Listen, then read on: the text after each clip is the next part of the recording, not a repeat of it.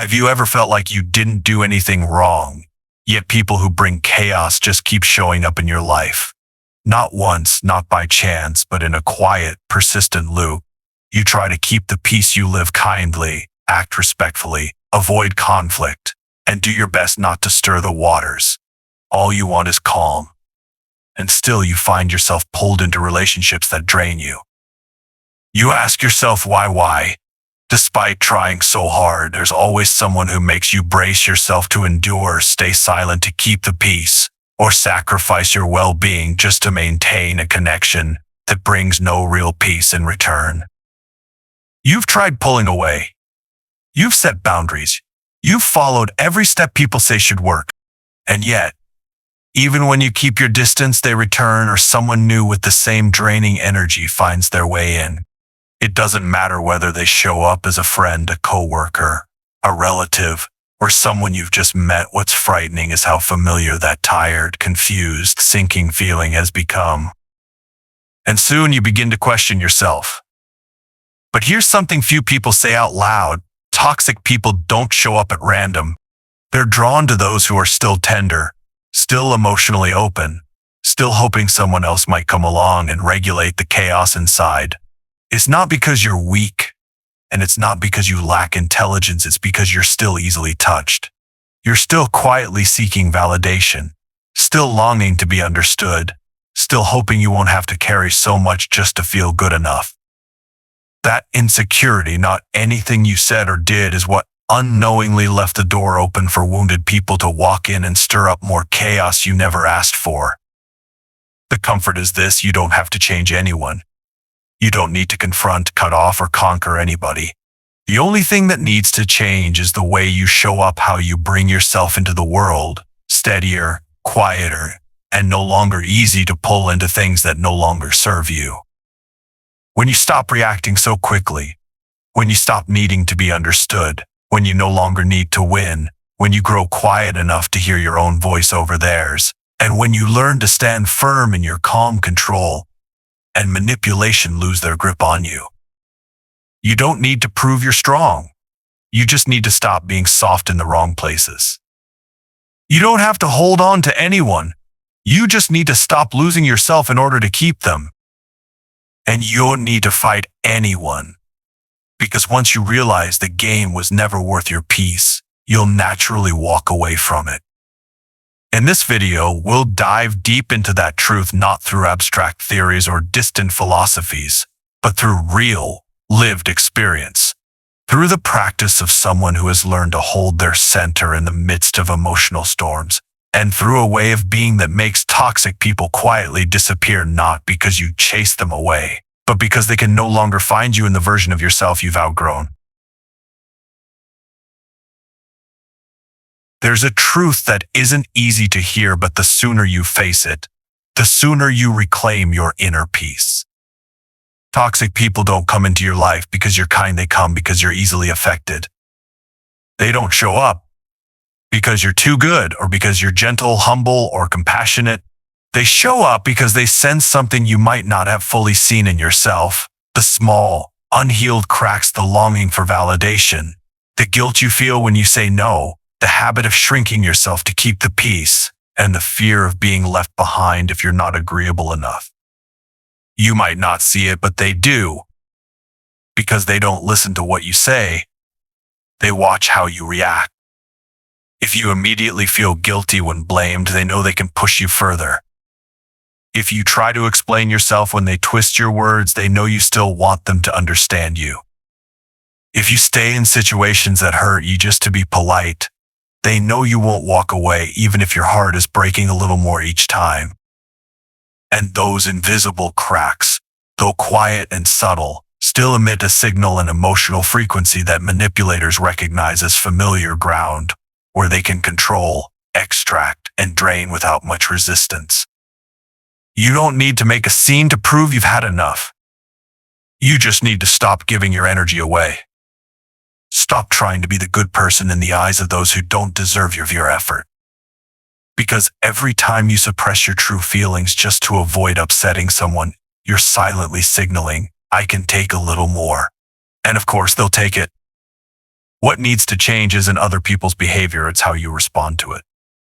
When you stop justifying nonsense, you're rebuilding your boundaries. When you stop returning sarcasm with a polite smile, you're reclaiming your dignity. When you stop forcing yourself into conversations just to avoid being left out, you're stepping out of the emotional zone where chaos thrives. You can't control who shows up in your life, but you have every right to decide who gets to stay. And that power doesn't come from speeches, drawn lines, or dramatic exits. It comes from your internal shift when you're no longer easily shaken, no longer emotionally pulled in, and no longer reacting unconsciously to what once triggered you. When you stop responding with emotion, when you stop needing to be understood, when you stop reacting just to be right, you're pulling all your energy out of the game the other person thought they were still winning. You're no longer there, not physically, but energetically. Toxic people only survive when they find something in you to latch onto. A need to be accepted, a feeling of guilt, a crack in your clarity. They don't need you to fully submit, they just need you not to fully walk away. And as long as you hesitate, as long as you're unsure about saying no, as long as some part of you still hopes that if you try harder, they'll change, they'll stay. So the real question is no longer, why do they keep showing up in my life? But rather, what is it within me that still makes them feel they're allowed to stay? That question, even if uncomfortable, is the starting point of real transformation. And when you dare to answer it with uncompromising honesty, you'll realize, once the part of you that wants the cycle to continue is gone, the cycle itself disappears. We're often taught that to protect ourselves from chaotic people, we need to toughen up, speak louder, or learn to clap back. But real strength doesn't come from sharper reactions or perfect comebacks. It doesn't lie in how loud you are or in proving who's right. It's built quietly from the inside in a space only you can access, where you work with yourself every single day. Someone who looks calm isn't necessarily strong if they're still boiling inside, still needing others to understand them, still reacting every time someone pokes their wounds. True calm isn't a mask, it's the byproduct of an inner world so well trained. It no longer depends on recognition, no longer wavers with praise or criticism, and no longer reacts unconsciously to provocation. Because what makes you vulnerable isn't someone else's behavior, it's your inability to choose not to react. A person who's mastered themselves doesn't need to flex their power, doesn't need to send signals like "don't mess with me." They simply stop emitting the energy that chaos can feed on. They show up quietly, clearly, and firmly, so much so that emotional manipulators find themselves invisible in that space. And this isn't instinct, it's the result of practice. Just like muscle doesn't build itself, emotional strength doesn't magically appear. It grows through deliberate, repeated choices, like not rushing to speak when you're provoked, or not checking that message just because you're anxious about what they might be thinking. Each time you choose to center yourself instead of reacting impulsively, you're training your nervous system not to be ruled by your environment.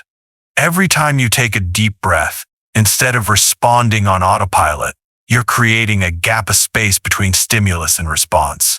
And in that space, small as it may seem, lies your freedom. Internally, this isn't just psychology, it's biology. When you live in a constant state of alertness, your nervous system is stuck in high gear, your heart races, your breath shortens, your body releases cortisol, the stress hormone that makes you irritable, exhausted, and emotionally scattered.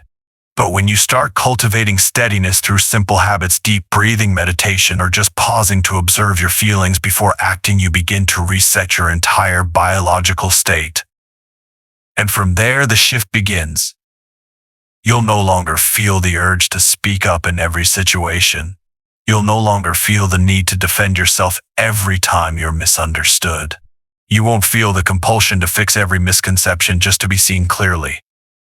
Because when your inner world is steady, you understand this truth. Not everything needs to be explained. Not everyone deserves access to your most authentic self, and not every situation requires your presence to be resolved. When your inner world is quiet, you no longer have to try to stay calm, you are the calm. And the strange thing is, when you're no longer reactive to other people's emotions, those who once thrived on controlling yours will start to feel unsettled. They'll test you a few more times with insults, ambiguity, passive aggression, just to see if you'll still react like before. But if you continue to hold your silence, stay in rhythm with your own pace, and maintain your internal space, they'll eventually retreat. Not because you defeated them, but because they can no longer tune in to you the way they used to. You don't need force to remove toxic people from your life. You just need to be grounded enough that they can't find a foothold in you. Because a mind that's been trained long enough gives off a kind of energy that makes chaos feel out of place. In a world where reaction is seen as instinct and a quick comeback is seen as strength, silence is often misunderstood. People assume that when you don't speak, you're weak, that when you don't fight back, you're surrendering, or when you walk away quietly, you've lost. But the truth is sometimes your silence is the loudest declaration you can make. Not because you can't speak, but because you don't need to. True silence isn't withdrawal or denial, it's a conscious choice. A decision to not waste your energy on a game that was never worth playing. When someone tries to provoke you, manipulate you, or pull you into a space of emotional chaos, they're waiting for a reaction. They need your reaction because only then can they drag you down to the emotional level where they feel most in control. But when you don't respond the way they expect, when your silence is not awkward but composed, not timid but self-assured, you don't just disrupt the scene they've scripted. You remove yourself entirely from the emotional stage they tried to trap you on. Used wisely, silence doesn't make you weaker, it makes you untouchable. Because people can only manipulate those who still need to be understood, who still need to be defended, who still feel the need to clear things up. But when you've grown solid within yourself, when you no longer look to others for proof of your worth, your silence becomes an invisible armor, light, but unbreakable. When you choose silence in the midst of chaos, you're reclaiming the upper hand, the ability to direct the moment instead of being swept away by it. You're not retreating in defeat, nor rushing in to argue. You're simply stepping back to a safe distance, a space where you can observe without absorbing, feel without reacting. That silence, though it may look simple, is the mark of a nervous system that's been trained, a mind that has endured enough turbulence to no longer respond out of habit. It shows that you are no longer someone who can be triggered at will, no longer someone whose emotions can be hijacked by a few calculated words. And here's the paradox: the quieter you become, the more clearly you begin to see. You start to discern which words are genuine and which are emotional bait. You begin to tell the difference between sincere feedback and subtle attacks disguised as concern. Because when you're not busy reacting, you create space to recognize, and only through recognition can you reclaim your power to choose. However, silence is not suppression. It's not about swallowing feelings that need to be acknowledged. It's not about avoiding pain. This kind of silence only holds value when it arises from a place that's been cleared of the fear of being misunderstood, the craving for approval, or the anxiety that says, if I don't speak up, I'll be seen as weak. Because true strength doesn't need to speak in every situation. It knows which battles are worth entering and which ones deserve only a quiet exit. It doesn't need to win, because it's no longer trying to prove anything.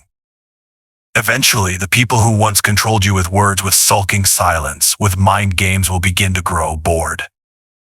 Not because you've done something wrong, but because you're no longer reacting the way they're used to. Your silence becomes something they can't manipulate, can't predict, can't predicode.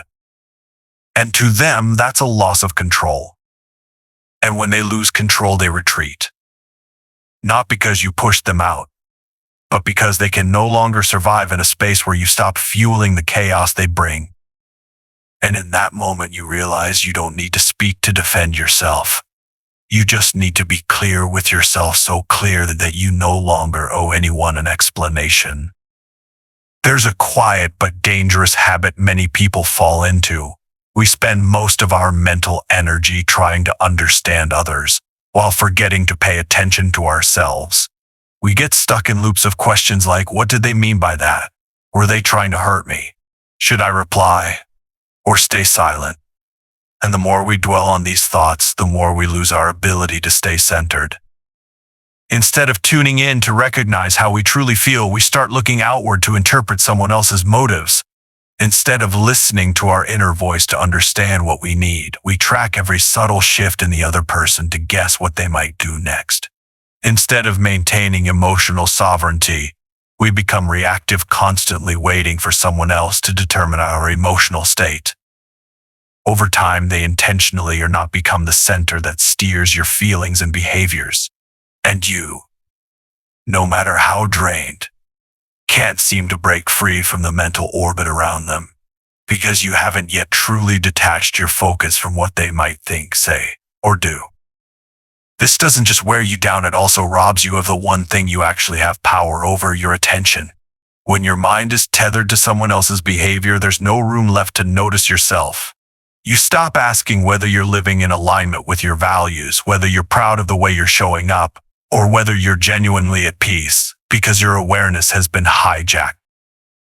You may think you're doing the right thing, being considerate, analytical, adaptable, but what you're really doing is using your life energy to maintain a dynamic of emotional chaos that you were meant to walk away from a long time ago. The real shift begins when you become clear-headed enough to bring your focus back inward, when you stop obsessing over what they're doing, saying, or thinking, and start asking instead, how am I responding? What values am I living by right now? Am I still being myself in this relationship? When you begin asking those questions, you begin reclaiming the power you once misplaced. You no longer need someone else to behave a certain way for you to feel okay, nor do you need them to change so you can feel at peace. Instead, you return to reinforcing your internal structure, your habits, your thoughts, your boundaries, your pace of life. You come back to what you can control, and that alone creates the necessary distance between you and the negative emotional orbit you used to be stuck in. When your center is realigned, you stop revolving around others, and when you're no longer revolving around them, their influence over you fades. They might still try to speak, manipulate, or pull you back into their chaos, but if your mind no longer places them at the center, all their efforts lose aim. You no longer feel the urgency to react or the need to preserve a pleasing image. Instead, you start choosing what nurtures your inner stability, even if it means disappointing others. You stop asking, will they think I'm being cold? And start asking, is keeping my distance protecting my peace right now? And if the answer is yes, you don't need any further justification. Because when you're strong enough to place yourself back at the center, those who once manipulated you will no longer find a point of entry. Not because you're fighting them, but because you've stopped orbiting around them. Not because you're running, but because you've stepped out of their gravitational pull. You don't need to teach anyone a lesson. You don't need to fight back to prove a point. You just need to live in alignment with your own rhythm, steady, focused, and true, until there's no room left within you for chaos to cling to. Many people think that setting boundaries means saying more, saying it louder, or saying it with more force. They spend time picking the right words, scripting the perfect response, rehearsing lines to stand up for themselves. But the truth is, the strongest boundaries don't live in what you say, they live in the energy you project, even when you say nothing at all. You can say, I won't tolerate disrespect, but if you still smile when disrespected, stay in situations that hurt you, or respond to texts while your heart is breaking, your words won't carry weight. Because people don't respond to your statements, they respond to your energy, to how you treat yourself, to how deeply you believe you're worthy of respect. You don't need to shout, I won't allow this anymore. You simply need to live in a way that makes it clear you're no longer the version of yourself who could be easily violated. Boundaries aren't mental fences you build with logic, they're energetic spaces created when your inner world is stable, peaceful, and unwilling to make room for what harms you. When your mind becomes calm and consistent, those who live in chaos will feel uneasy around you. Not because you've rejected them, but because there's nothing in you for them to latch onto anymore. Just like a room that's been thoroughly cleaned doesn't easily collect dust again, a mind cleared of craving and reactivity becomes a space where toxic energy simply can't settle. And you don't have to explain why your presence will do that for you. Your silence begins to carry weight. Your quiet withdrawal makes others adjust themselves. The way you no longer respond to familiar patterns forces people to reflect on their own behavior. And none of this happens because of one dramatic no, but through a series of quiet, consistent choices you uphold over time in how you enter a conversation, in how you maintain space, in how you don't over-explain, and in how you walk away when respect is no longer present. You don't need to prove that you have boundaries, you just need to live as if they've always been there. And when people can feel that without you saying a word, they either adjust or quietly exit. No one can cross your boundaries unless you leave the door open from the inside. No one can manipulate you unless you're still looking for their approval. And no one can make you feel small unless you're still trying to fit yourself into their expectations. When you live as if you have worth not through your words, but through the way you rest, choose, work, love, and say no, you send out a message that doesn't need to be spoken. I'm clear enough that I don't need to justify. I'm conscious enough that I don't need to fight. I'm peaceful enough that I no longer fear being misunderstood. That consistency is the strongest boundary you'll ever have. It doesn't depend on how well others understand you. It depends on whether you are living in alignment with your values. Someone who used to forgive too quickly, overextend themselves, or stay for the other person's sake once they shift internally, they don't need to announce I've changed. The change will be clear in their eyes, in their pace, in the priorities they now choose. And you'll begin to see. The strongest boundaries don't intimidate others, they simply make others realize they no longer have access. No arguments.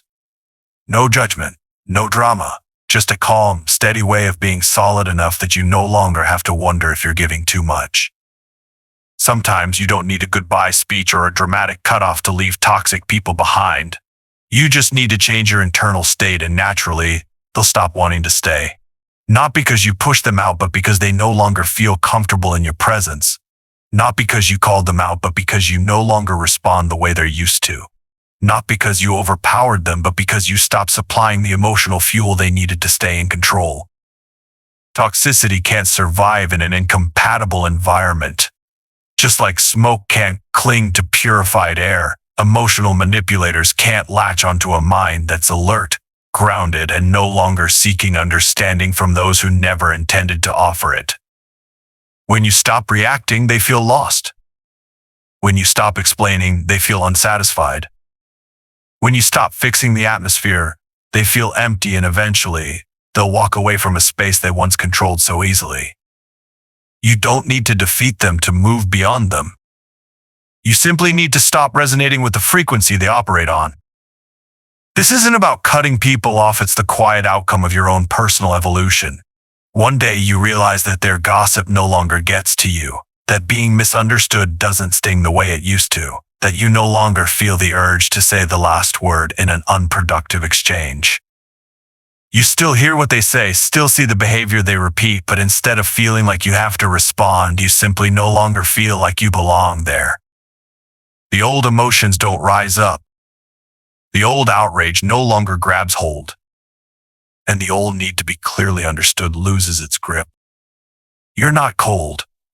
You're not heartless. You're simply no longer aligned with that kind of energy.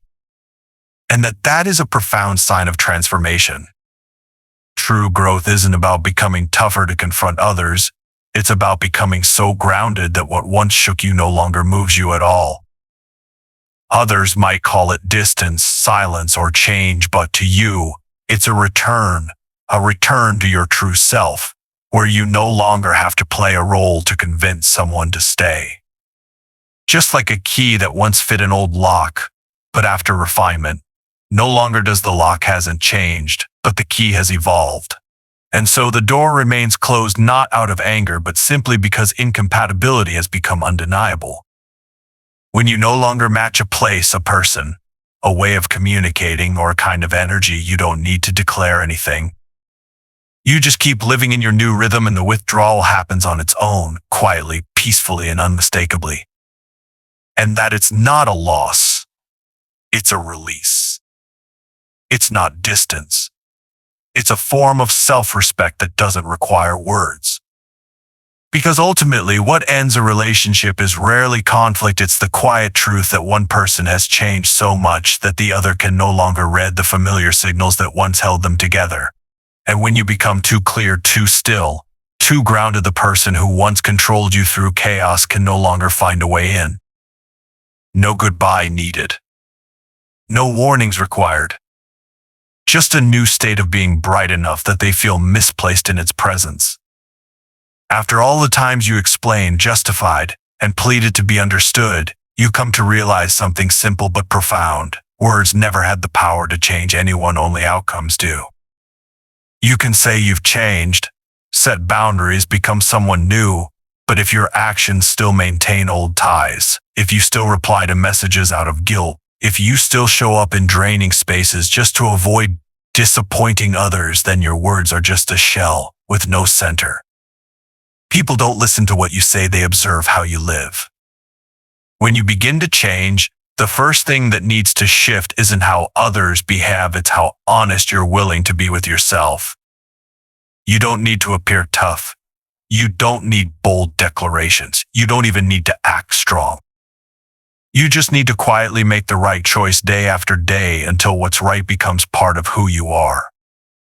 Consistency is what makes you untouchable. When you no longer sway with someone else's emotions, when you're no longer firm one day, soft the next, when your words and your actions align, people stop trusting what you say and start respecting what you live. And in that moment, something fundamental shifts. You don't need to confront anyone. You don't need to issue warnings. You just need to keep walking in the direction you've chosen without turning back, without rushing to prove anything, and without needing to be understood right away. Because real maturity doesn't need validation. It only needs your quiet commitment to the promises you've made to yourself.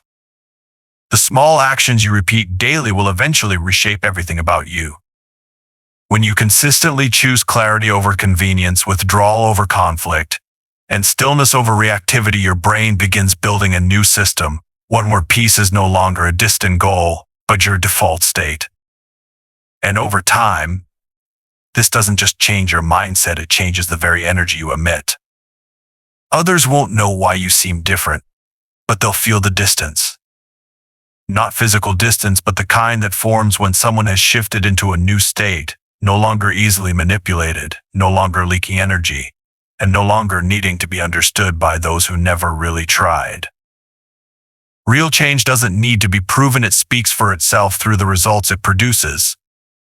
The silence you maintain throughout that transformation becomes the very space where the change takes root, quiet, unseen, but deep enough to anchor you from within. And then one day, even those who once hurt you will notice it, not because of something you said, but because of your absence from the game they once played so easily. No more arguments. No more over-explaining. No more playing along with familiar roles. You're simply no longer there. Not because you ran, but because you've moved in another direction, toward something lighter, quieter, and more real. In the end, what earns true respect isn't how loudly you resist, it's how grounded you remain when you no longer react. And what makes others reflect is not what you once said, but what you've stopped doing. Quietly, but unmistakably.